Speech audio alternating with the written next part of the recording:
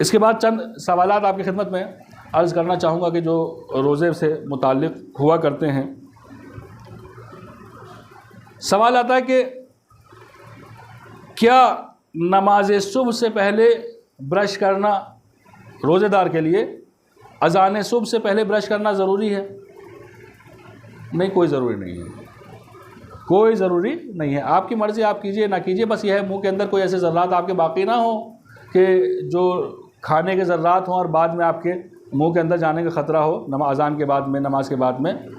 तो वरना ब्रश करना कोई लाजिम और ज़रूरी नहीं है। फिर एक सवाल ये है कि जो लोग बीमारी या बुज़ुर्ग की वजह से, बहुत ज़्यादा बुज़ुर्ग हैं, मसलन एक आदमी बहुत बुज़ुर्ग है और ताकत नहीं है अब उसके अंदर कि वो रोज़े रख सके, या बीमार है, ऐसा बीमार कि जो सारे साल भी रोज़े नहीं रख सकता, क़ज़ा भी नहीं कर सकता, तो ऐसे आदमी के लिए क्या हुक्म है? ऐसा आदमी 750 ग्राम गेहूँ हर रोज़े के बदले फ़िदिया देगा। हर रोज़े के बदले 750 ग्राम गेहूँ फ़िदिया देगा। और फिर अगर क़ज़ा कर सकता है बाद में, मसलन एक आदमी बीमार है, आज बीमार है, बाद में ठीक हो गया, बाद में अगर क़ज़ा कर सकता है तो उसे क़ज़ा करना उसके लिए लाजिम है, और अगर क़ज़ा नहीं कर सकता तो फिर कोई मसला नहीं है। फिर एक सवाल यह है कि सफ़र की सूरत में रोज़ा कब सही हो सकता है? सफ़र की सूरत में रोज़ा कब सही हो सकता है? अब सफ़र मसलन इस्लाम इस रोज़े की निगाह से दो तरीके से समझ सकते हैं हम, कि एक सफ़र वो है कि जो मैं आज यहाँ से जाना है, हैदराबाद जाना है 10 दिन के लिए, मुंबई जाना 10 दिन के लिए, दिल्ली जाना 10 दिन के लिए। अब चूँकि वहाँ 10 दिन जाएंगे तो वहाँ पर मेरा रोज़ा सही होगा, वहाँ मेरा रोज़ा सही होगा, लेकिन इस शर्त के साथ कि जब मेरा रोज़ा वहाँ पर तभी हो सकता है जब मैं नमाज अज़ान ज़ोहर से पहले वहाँ पहुँच जाऊँ। अज़ान ज़ोहर से पहले अगर वहाँ पहुँच जाऊँ तो वहाँ मेरा रोज़ा सही हो सकता है, जबकि वहाँ 10 दिन रुकने का इरादा हो। लेकिन अगर आप 3 दिन में आप वहाँ से लौट के आ रहे हैं तो आपका रोज़ा वहाँ सही नहीं हो सकता, वहाँ रोज़ा नहीं हो सकता।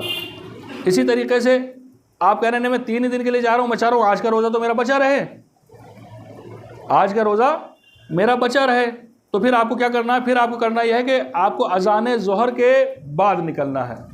ज़ोहर की अज़ान के बाद आप जब निकलेंगे तब आपका रोज़ा ये बचा रह सकता है। अच्छा, अब कभी ऐसा भी होता है कि मसलन कोई दिल्ली मुंबई जैसे सफ़र हैं, इतनी दूर के रास्ते हैं कि ना मैं वहाँ ज़ोहर से पहले पहुँच सकता और ना मैं ज़ोहर से, मजबूरी ऐसी है, ट्रेन का टाइम यह है कि ज़ोहर से पहले ही निकलना होगा, तो ऐसी सूरत में क्या है?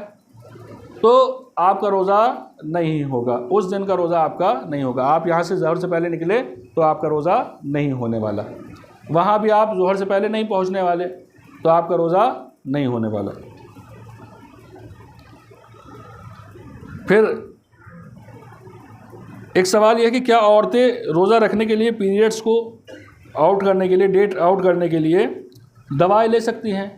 तो हुक्म यह है कि अगर वो दवाएं उनके लिए नुकसानदेह ना हो, उनकी टाइमिंग के ऊपर, किसी चीज़ के ऊपर असर दे ना हो, तो दवाएं ली जा सकती हैं। फिर पूछते हैं कि क्या इंजेक्शन और ड्रिप रोज़े में ली जा सकती है?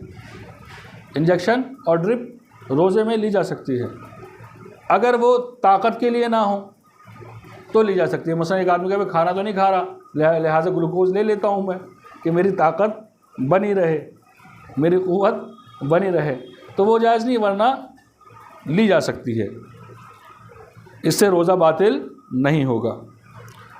अब बाज़ लोग जो दमे वगैरह के मरीज़ होते हैं, सांस की प्रॉब्लम जिनको होती है, उनको इन्हेलर की ज़रूरत हुआ करती है। क्या इन्हेलर से रोज़ा बातिल होगा? एक सवाल, क्या इन्हेलर लेने से रोज़ा बातिल होगा? अगर इन्हेलर, उसका जो असर है, जो आप दवा छिड़क रहे हैं मुंह के अंदर, अगर वो सिर्फ सांस की नली में जा रहा है तो रोज़ा बातिल नहीं होगा। अगर वो खाने की नली में भी जाता है तो रोज़ा बातिल हो जाएगा। एक ये कि क्या बलगम, थूक वगैरह निकलने से रोज़ा बातिल होता है? रोज़ा बातिल नहीं होता।